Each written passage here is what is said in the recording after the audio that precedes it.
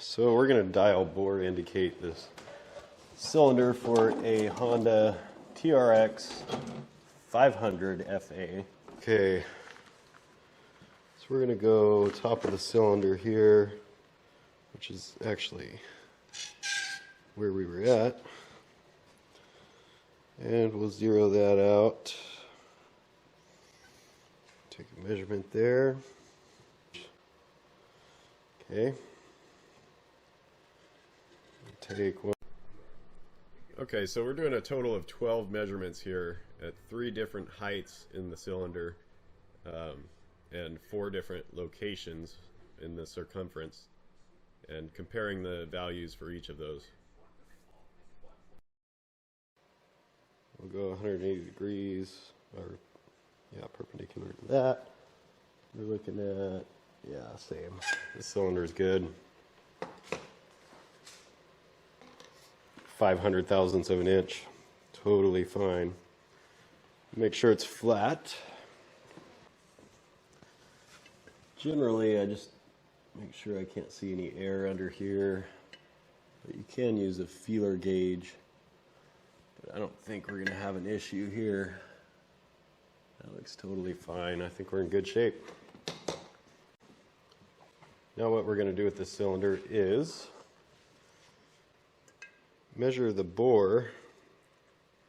And I like to use these telescoping inside diameter gauges. They do a pretty good job of getting in the center of something. Okay, I'm going to call that right there. Lock that gauge down.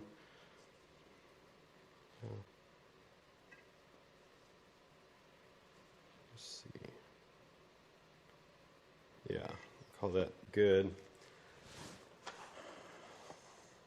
We'll just make sure the bore is within spec.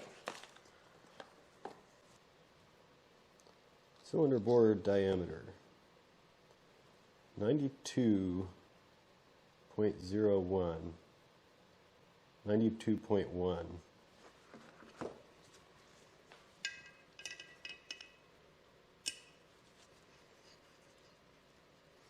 I really don't think this cylinder is that worn because I can see cross-hatching in it. 90 right now. 92.1 we're looking for. Yeah. 92.45, huh?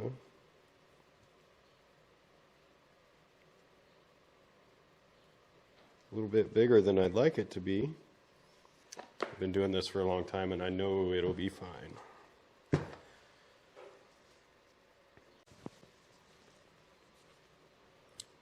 Zero out this.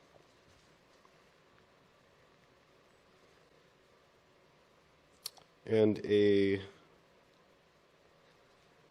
actual, what's the word I'm looking for? Micrometer would be better for this, but this is going to get us pretty darn, give us a good idea here.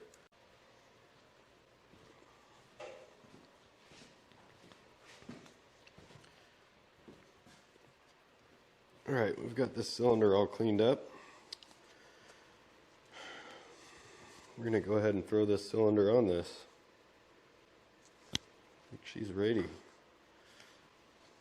Trying to keep the timing chain on the sprocket down there, although I still have the clutch cover off, so it would be easy to get to. I take that back. I've got the clutch on, so it might be kind of difficult to get to, so we don't want it to come off of the sprocket.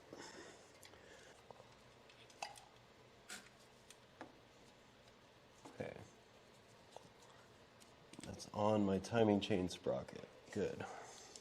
So I'm going to just hold that. Use all 6 of my hands here. And hopefully gently lower this thing down. Now the piston is tapered, which makes it easier to get in there. You don't usually need a piston ring compressor, though they can be helpful sometimes. We're just going to go ahead and put this piston in there. I've already oiled the cylinder walls. And we're just going to kind of compress the rings with my hand here.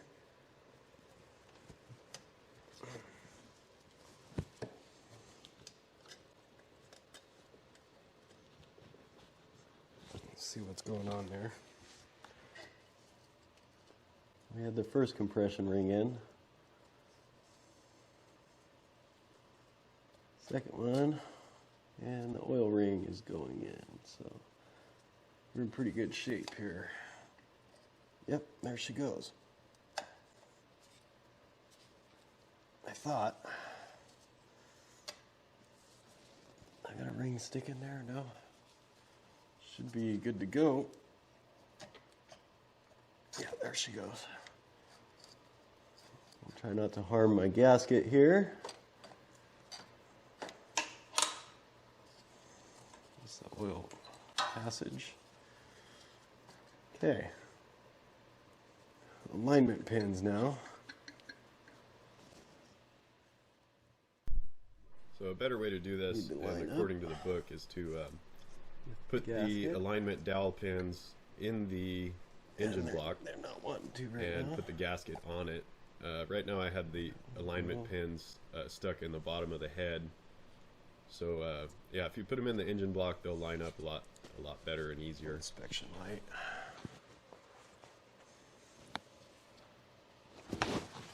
May have to put the gasket on the bottom of the cylinder to get that to work.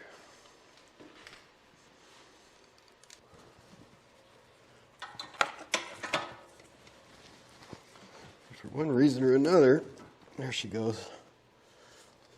There it goes. Okay. That cylinder is on there.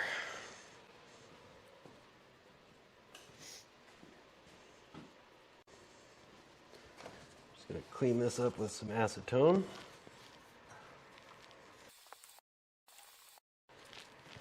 Make sure there's no oil or residue on the mating surface, which there was.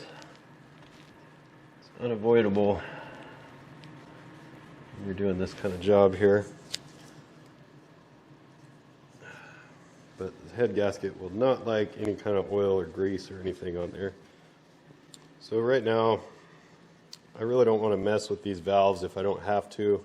The customer is trying to save a little bit of money, so I'm going to squirt some solvent up above the valves here, if I can, and see if they're actually leaking. If they're not, then we're good to go. We can just install this cylinder head.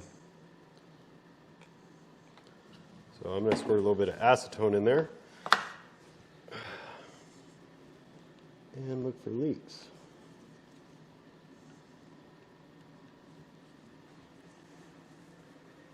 Don't see any on the exhaust side. That's good. Try the intake.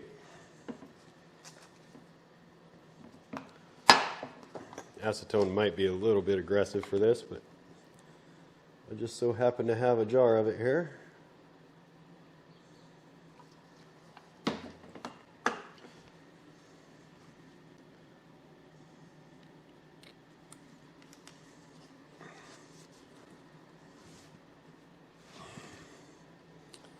No, I think we're good. That'll save a lot of time and money. All right, got the spray nozzle unclogged. So we're gonna use this Permatex copper spray gasket. Like I was saying, this stuff is really hard to find in California. I don't want us to have it, but it's kind of an old school trick for these metal gaskets.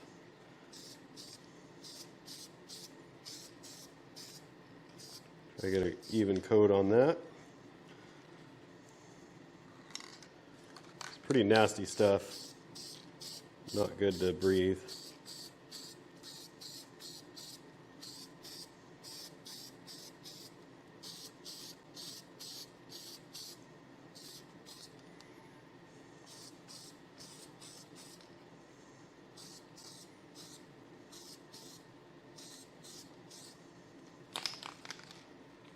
Okay.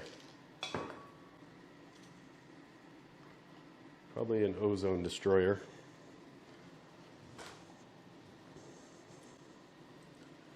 Let that dry for a split second here while I get this timing chain holder off. Okay, here's our copper coated gasket. It'll go down on the alignment pins. That'll be nice. There we go. Okay, I'm going to strap this back up. And we will put the camshaft in next. Yeah, it'd be nice if you could see. There's a mark. It's going to be like that while we're at top dead center, which we are. So there's a mark on the camshaft sprocket, and I've got it bolted right now. The camshaft is bolted in, so you'll have to do this when it's unbolted. You line the mark up with the cylinder head gasket mating surface while it's at top dead center, and put the chain on, and then just go ahead and verify that you're at top dead center exactly, and that the horizontal mark on the camshaft sprocket lines up with the head surface.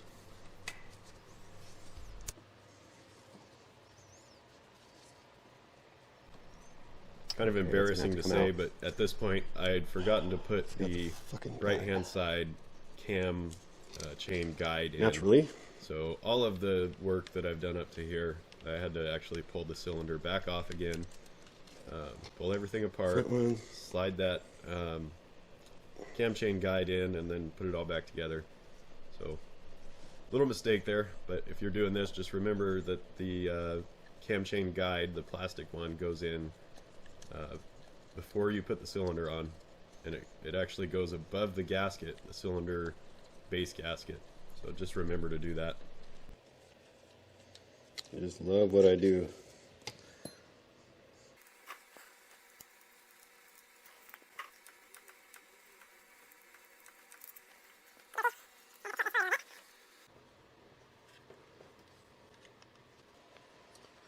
She's going to go just like that. Mating surface is clean. Let's see if we can work her on there.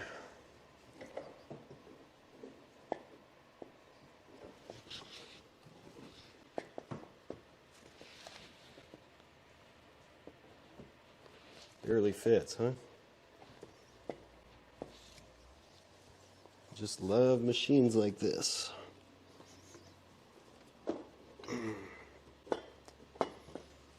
I need to lean the motor up a little bit.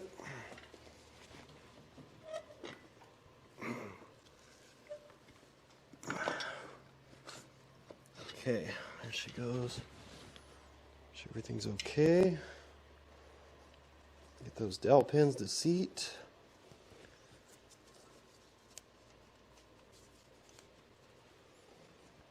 I think we're in good shape.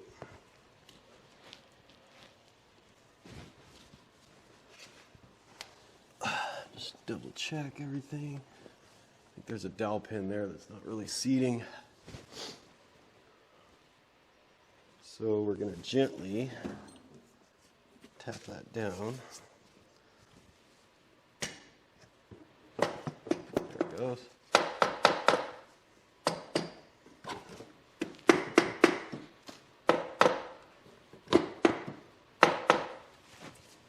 Looks like everything's seated.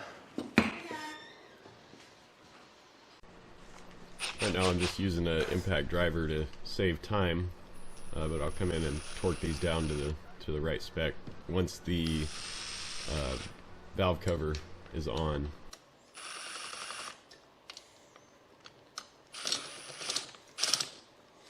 Okay. Cylinder head retaining bolts. All right, next the cylinder head cover is going to go on. It's got 4 bolts that need to get tightened. And after that, we're talking valve adjustment. Okay, here we are. We're ready to put the valve cover on. Now these TRX500FAs have a metal valve cover. Got everything cleaned up. Make sure this gets on the alignment dowel pin. And I've got the other pin, that's kind of odd. Got the other pin in the valve cover, which is here.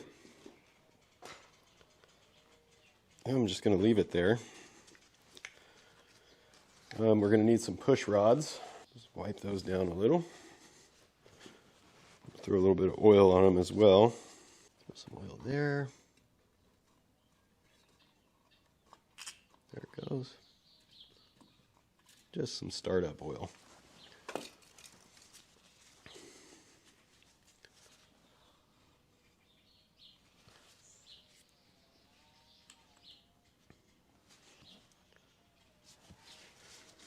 Okay, push rods.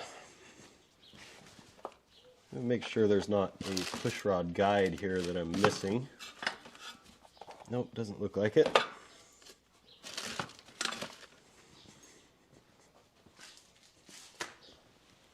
Okay,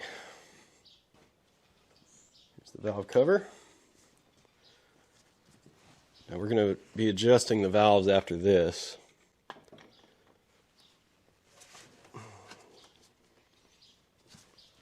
Let's see if I can shift this motor up a little bit. Probably not anymore. Boy, that's a tough one there. Oh, wow. They really made that pretty close there. I feel like I'm going to smash my fingers pretty good.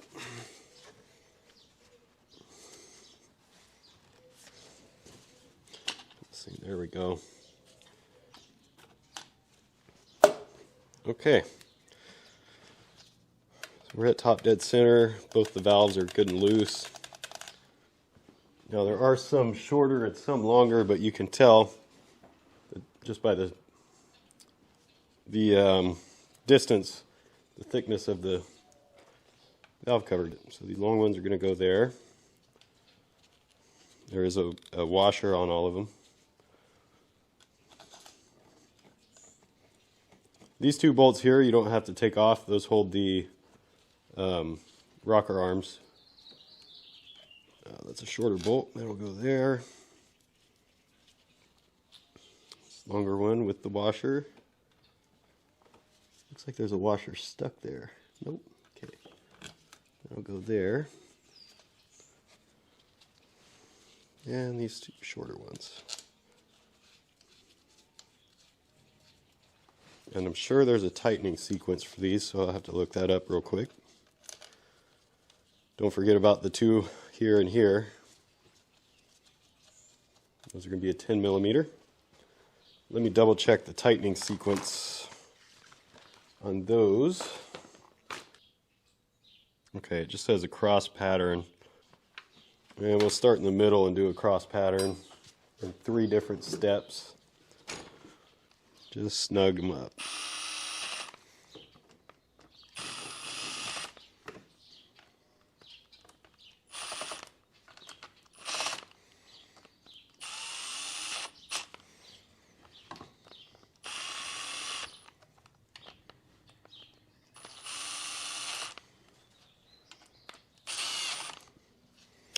Okay. You know what? Let's go 20 first. Oh, 25.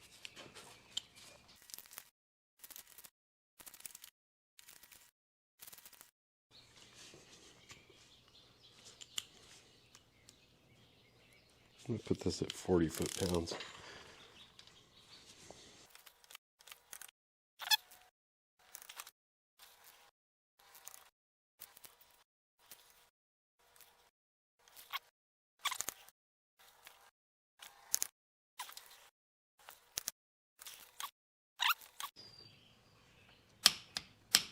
Okay, there's 40 foot-pounds. Happy with that. All right, we've got the valve cover on. It's all torqued down. Now we're going to adjust the valves. So we're going to go on over here. First, we need to make sure we're at top dead center. Sorry about the shaky camera. Okay, this is the inspection hole here. There's a plug that goes in there. And we're going to turn the motor until till we see a T in there. And there's a little mark on this left side of the inspection hole that will show you, it's a little pointer. That's where the T needs to line up to. Okay, we're just going to turn this motor until we have a T. And this motor, if you're on the left side, turns counterclockwise. There's that one timing mark. Let's see. That's F. You don't want F. There's T. Okay. We're at top dead center now. Out here. Somebody has been in here before, and they really marked up the T in there, so it's kind of shredded. You're not going to be able to see that.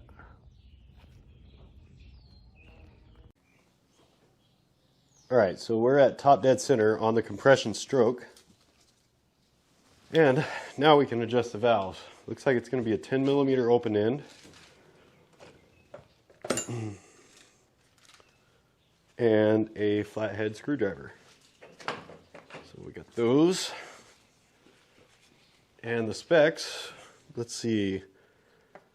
Valve clearance, intake, 0.006 inches, and exhaust is 009. So you're going to need your feeler gauge. Always do the intake first, 006 and 009. Okay, and of course the intake side is over here towards the carburetor. We get the 006 feeler gauge. Let's see where it's at. Oh yeah, she's very loose. Yeah, oh, that one's got a little bit of a drag. Okay. Grab my 10 millimeter open end.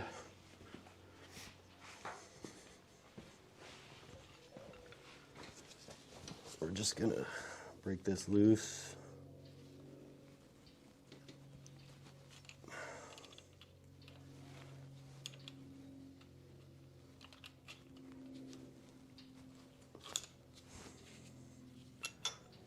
Okay.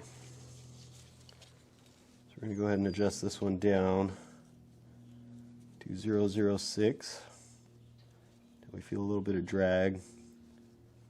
I like to put them where I can move it. You kind of have to have a feel for it. That feels pretty good, and it doesn't have to be exactly perfect, but close as you can get is good. You hold the locker nut, hold the adjustment screw and tighten the locker nut. Double check. Yep, that feels good. Let's do this one. Thinking right around there. And they tend to loosen up when you tighten the locker nut. It's just the nature of the beast. Let's see. Yeah, I'm going to call that good. Feels good. 6/1000 of an inch. Now the exhaust is 9/1000 of an inch. That's going to be on this side. Of course, where the exhaust is. We're just going to do the same thing with these. Now this one is too tight. Nope, that one's good actually. That one feels good. Check this other exhaust. Yeah, that one feels good as well. So we're good on those. Valves are adjusted. Okay, our next step here is to tighten the 4-cylinder head bolts, not the cap nuts. We already torqued those down. These bolts, the cylinder head bolts, there's 2 there and 2 here. And those need to be 106 inch-pounds.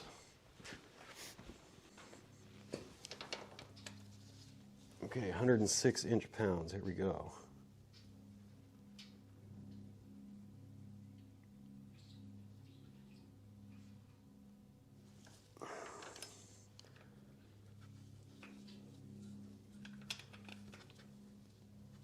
This is a very old inch-pound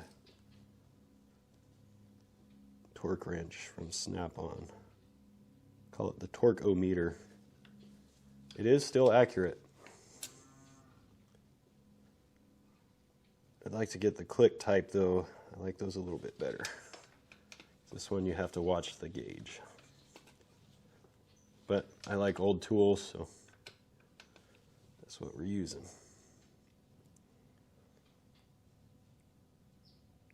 So I actually set this back 106 inch-pounds. That way I can tighten it and just watch 0 there. Set it back 106 inch-pounds, and as I tighten, the needle moves towards 0. When it gets to 0, I know I'm good. Actually, that was pretty much the last step. The rest of it's just bolting stuff back on, like the thermostat housing, hoses, electrical connections, of course carburetor, everything. I've got to bolt the front of the engine together still, but you probably, if you were just doing a top end job, you didn't have to take the front off as long as the timing chain and everything was good. So yeah, thanks for watching, and I hope I helped somebody out. You know, go check out my website or like my page. I've got videos all over YouTube.